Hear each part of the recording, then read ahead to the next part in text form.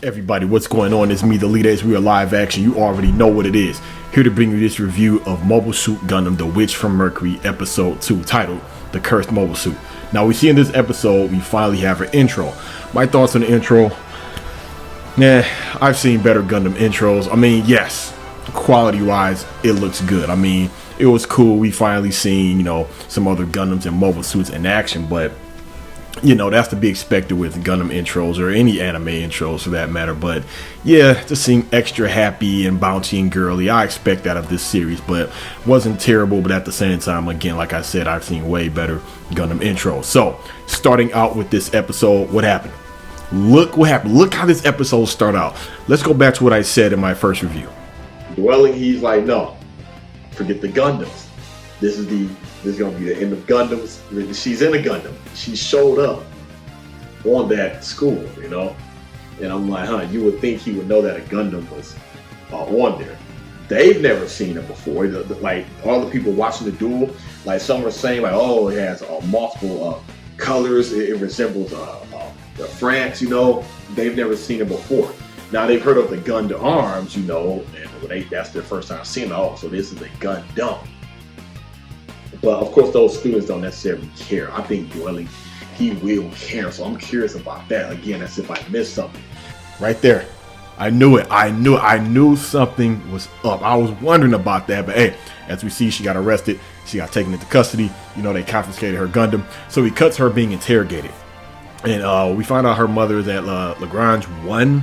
And what's funny is that, and I genuinely believe that she never knew about the use of gun format is prohibited. Like, you're not supposed to have Gundams, especially anything with the gun technology. She said she didn't know about that, and I believe it. I believe that was kept, a secret from her. She wasn't just aware of this. I mean, this is what, 10 years after the prologue. So yeah, I was thinking to myself, like, damn, I wonder, had she have known about that, would she would have agreed to pilot a Gundam or anything using the gun format, yet alone went to that school. So it cuts to a meeting held by the Beneric group, and we find out that this gun was made by a company called Shinsei, a Shinsei corporation on Mercury.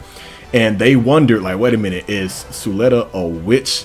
And they said, no, she can't be a witch. They said, okay, if she's not a witch, how do you explain her piloting this Gundam using the gun technology? And with that, they're like, you know what? Nah, why don't we just scrap the Gundam, send her out of this school, and call it a day? Excuse me. But by doing that, it will make the duel results void. And Guel, he would go back to being the #1 undefeated. And I noticed they gave the Gundam Aerial a little nickname, the Ghost of Ox Earth. And throughout the Gundam series, a lot of Gundams, or the main characters, they have a lot of nicknames to strike terror and fear throughout the different organizations. So we see Dwelling, he comes in and he wants to set up a inquiry with Shinsei's representative. So they wanted to get some answers regarding this Gundam. So we find out Elan, he has an interest in Suletta, and I think this was like a foreshadowing where he says he's not able to love no matter what. Maybe that has something to do with his past. We'll see in the future, I think, regarding that. So I believe Nanara, Choo Choo, and Martin, I believe those the name of the 3 characters. They were all having lunch. They were discussing the actual placement of Shinsei's reputation and their sales and everything. And I believe they're at the very bottom, I think 151st. And they were wondering, like, wait a minute, how is she able to get into this school? And they were saying, like, well, you're only as good as the company's status. But they're like, well, it doesn't matter. I mean, they made their own machine. They're having that little discussion. But it seems like they're all Earthians, because we see these space noids or Spacians. They come up to the table and bully them. And it seems like, not Nanao, but I just said her name. Nanara, yes, Nanara. I noticed Choo Choo called her something different. Maybe it's a nickname. She just walked away. Like, okay, whatever, fine. Here, have the table. It seemed like those Spacians, they were just bullying the hell out of them, especially Nanara. And I think they threw gum or paper on her food tray, and she just basically ignored them or woosad, and she just kept it moving. So we cut the Miorin, and I noticed that we hear something very interesting over the intercom speaker. It was like a safety reminder. Now, it says to prevent an infectious spread of SV-29 confirmed in front autonomous sector 33. Now, I think that is a major foreshadowing, of what's to come, or probably something discussed in the novel. Someone notified me in my comment section of the first review that yes, there's a novel that takes place between the prologue and the last episode. In the first episode. So I'll be sure to check that out, because I noticed there was something else in this episode that I was confused about. Not necessarily confused, but I didn't know about, and I'm pretty sure they touched on it in the novel. So back to Moran, she's greeted by a servant of her father's, and he has a message for her. She doesn't want to read it, so he said, I'll read it for you. Basically, Dwelling tells her that I'm unenrolling you from this school, and I'll just arrange a groom myself. And she flips out. She snatched the phone, she reads it herself, and this episode really goes to show how much of a dysfunctional, unhealthy relationship she has with her father. Like, this father and daughter relationship is not good. She basically said that he controlled everything of her life, her piano lessons, the enrollment in school, what she can and cannot do. And then she even said her mother's funeral, she took the phone and threw it. She went just not storming off, but she pushed off, floating, as they do in a lot of Gundam series. It's low gravity there in space, obviously. And they asked her, where are you going? She said the bathroom. So she goes in the bathroom. She's playing some little cell phone game. Die. And she gets knocked on the bathroom door. And of course, it's one of the people in the shuttles that are going to take her to Earth. Because remember, in the last episode, she was, trying to go to Earth. And they were wondering, like, hey, we don't know what happened. So, you still paid us. We have to honor this. If you still want to go, we can go. You have 30 minutes to decide. Don't make a decision you won't regret. And of course, I like how when she was holding the game, it was counting down, representing as if she was thinking about it. And I think when it got to 2 seconds, she said, yes, let's go. Take me to Earth. Now, when one of Dwelling's servants was talking to him, it's funny that Dwelling mentioned, like, yes, I know she's trying to head to Earth. And that's crazy that he knows that. And it doesn't really seem like he's trying to stop her nor really care. I guess that just goes to show, like, look, he just doesn't care. He's like, hey, I have way bigger things to worry about. I have way more priorities. I'm trying to run this, run that, be in charge of this. He just doesn't care. I guess he figures, hey, if she wants to be out of my life, that's one less thing I have to worry about. So he cuts to Vim, Guel's father, and he slaps him. Of course, that's that harsh parenting that a lot of fathers do. And I've seen this before throughout the Gundam series, but in this case, man, he was like, you lost in a Jadex suit, mobile suit, and you represented a Jaderk name. Like, don't embarrass me like that again. And this right here, I knew this was going to be the start of the major rivalry or vendetta between Guel and Suletta. Not only did he probably want to already get revenge or a form of a rematch, but that right there, getting scolded by his father, slapped, saying, you embarrass me, don't do that ever again, you represent the Jaderk name. That right there, I knew, like, uh-oh, he is not gonna lay down and take this lightly. I already know it right now. Then it cuts to Vim meeting with Shinsei's representative. I believe her name is Lady Prospera, and apparently they have some type of history, not like romantic history. They just knew each other. I think it's been 3 years since they met each other. I thought that was interesting. More things to keep an eye out on with that. And I think it cuts to Elan going to give food to Suletta, and that's when he lets her know, like, hey, I'm interested in you. Of course, she's eating bread and drinking a little pouch, and it's like, obviously she's feeling so many emotions. She starts crying. Maybe she's just happy, relieved, stressed out, worried, whatever. She doesn't know what's going to happen to her, but she's just glad, I'm pretty sure, that someone is being nice to her and that they care. But I noticed there's some kind of marking and symbol on that bread. I don't know what that's about. Maybe we'll know later. I'm pretty sure it's nothing major, like a big secret plot twist, but it was just something I noticed they put in real good line of sight for you to see, something for you to notice. So just keep an eye out for that in the future.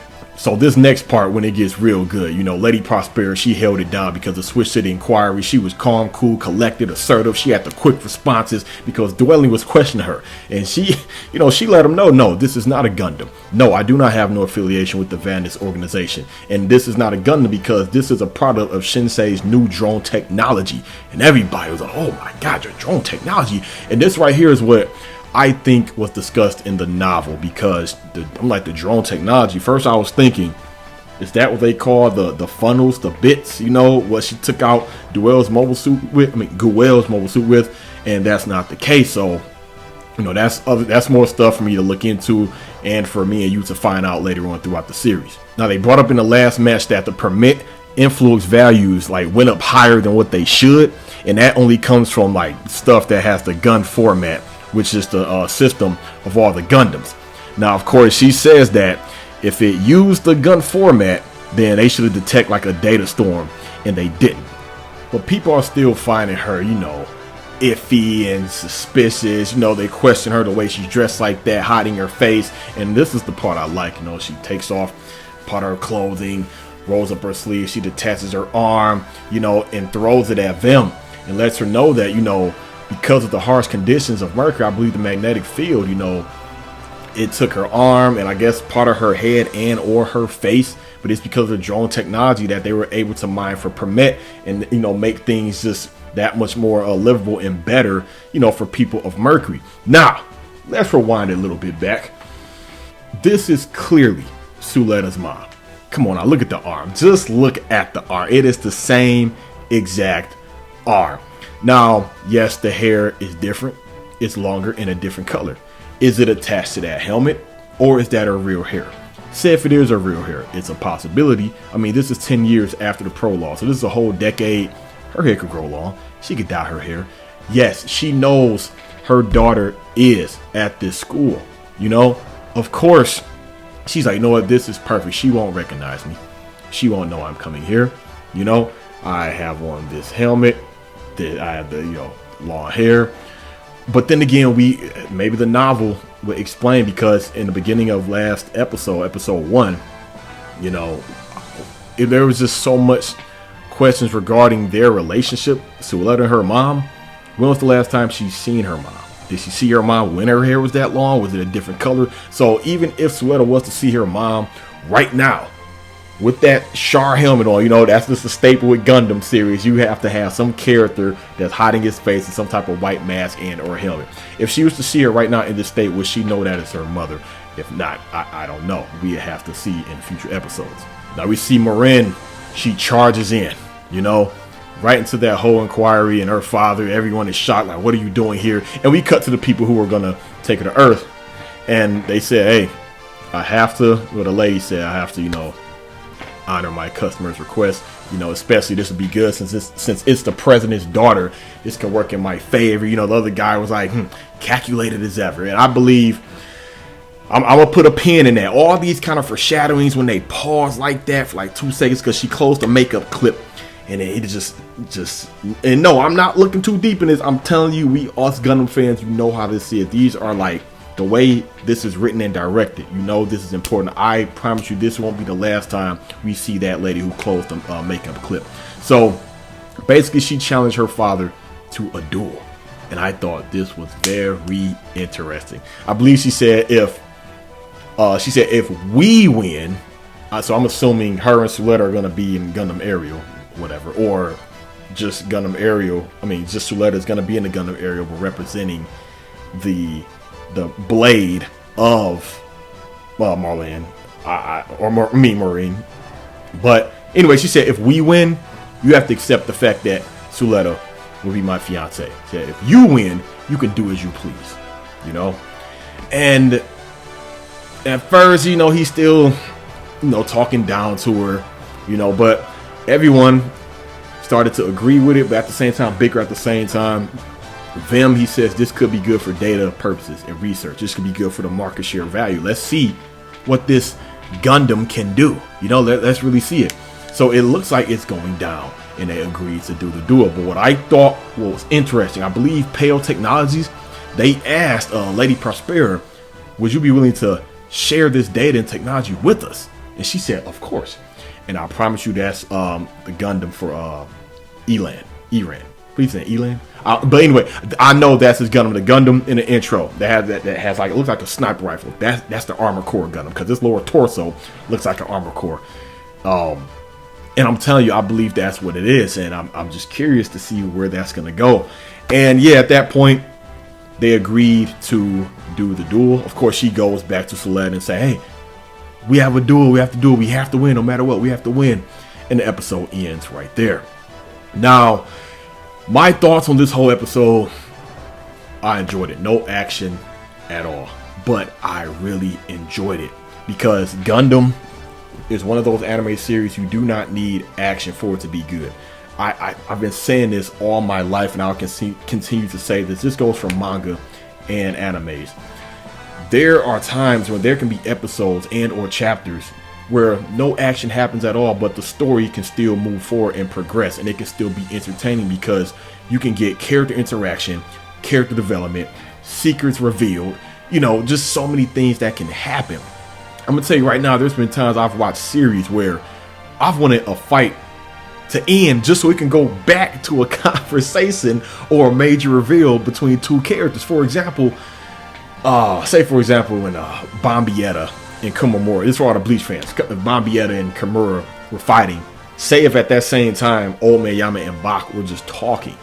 It's like, no, Bombietta, Kumamura, no. Let's go back to the talking, you know, for Old Man Yama and Bach, you know. That's something that I really appreciate, and it goes to show the skill of writing and just the characters that you can continue to have your series, you know, just that much more captivating, entertaining, where you just don't have to have that, you know, the Dragon Ball Z mindset. You just need mindless action. I get it. If a series is an action type of series, okay, but that's all it has to offer. It's like, this is one of them series, I get it. There's a lot of series and movies like Fast and the Furious. You just cut your brain off and just watch it for the sake of it, you know. It's like one of those guilty pleasures. But yeah, also, oh yeah, the after credits. I thought that was interesting that they added in an after credits scene. I like that. I hope they continue to do this. And I only found out because I was fast forwarding through the credits to see if they were going to give a preview of the next episode. And we see, of course, the red mobile suit. It can't be a Gundam series without the red mobile suit. We see a red mobile suit, and I already know right now that is Guel. And it's crazy. You see these devices detach, spin with the blade, and the two mobile suits just break in pieces and explode. In the next episode, it's called Guel's Pride. Now, I really can't wait to the next episode, man, because I want to see what Dwelling is going to pilot. He is ex-military, so I'm also going to see if he still has his skill. On top of that, he's never fought against this Gundam. So, and on top of that, he's going to be way more aggressive towards Suletta. He cares nothing about Suletta. He's like, hey, I don't care, that's a Gundam. Oh yeah, I thought that was messed up and funny, like, because people was trying to really come at Lady Prosper, like, oh, you're just trying to, you know, you're trying to tell us black is white, and you're trying to say it's not a Gundam due to lack of evidence, and how can you prove this? Well, how can you can't? They're going back and forth, and I thought it was funny when he said, well, it is a Gundam. Well, why you say that? It's just because I say so. That's basically how that went. It's like, well, damn. So, not only that, I think the way the next episode is going to go is that they're going to be fighting Duel and Suletta. And I believe right when he gets the upper hand, he's going to get that final shot to win. It's going to get interrupted by Guel. And I wonder if that's actually a part of the rules, you know, that a duel can get interrupted, you know. And I think he's going to say, no, I'm sorry, on the Dredek's honor, on the pride, I'm going to get my revenge, you know, on Suletta, on this Gundam. And yeah, I do wonder what's going to happen. I believe Elan, with his interest in Suletta, he's really gonna turn into, like, he's gonna be very rebellious on some simp love stuff. He's gonna do whatever he can to protect her or be on her side, and he may even clash with Guel. I can see it now. I think he's gonna die. Dwelling is gonna die, or Suletta's mother is gonna die. One of the three people are gonna really die. But yeah, that's my whole take on the elites. I feel like I'm missing something. If I'm missing something, let me know down below. But again, I like the episode. Good pacing. It's laying down more foundation, you know, for the future episodes to come up ahead. And and I do not think that Marlene is gonna get a mobile suit. I don't think she is. Maybe she is. I think, did they show down the website? I think when I reacted to the first trailer, I looked on the website. I think if she is, I have to look back into it, but yeah, I don't think she's going to get her own mobile suit, but she has to play a major important role, you know, with this. But I honestly believe that they're going to win the duel, and she's going to say, you know what, there's no point in you being on this, you know, at this school. Why don't you run away with me together and let's go to Earth? I think that's what's gonna happen, because yeah, you know what, that shuttle that's waiting for him, I think they're gonna kill those people, or you know, get them arrested or something. I don't know. But also, rewinding it back, I'm gonna end it right here in the beginning of the episode. How she said, "I have no interest in that." You know, continue on. But she's like, "Wait, but I'm a woman. How can you be?" And she said, "No, I'm not interested in that. I just want to go to Earth." But then she said, "With the duel, if we win, you have to accept her as my fiance." Whatever. Seems like she's just confused. Whatever. But yeah, that's my take on Elite. I really loved the episode. Can't wait for episode 3. Gorella's Pride. It's me, TheEliteace, giving your thoughts, comments, and concerns. Thank you for watching. Signing out.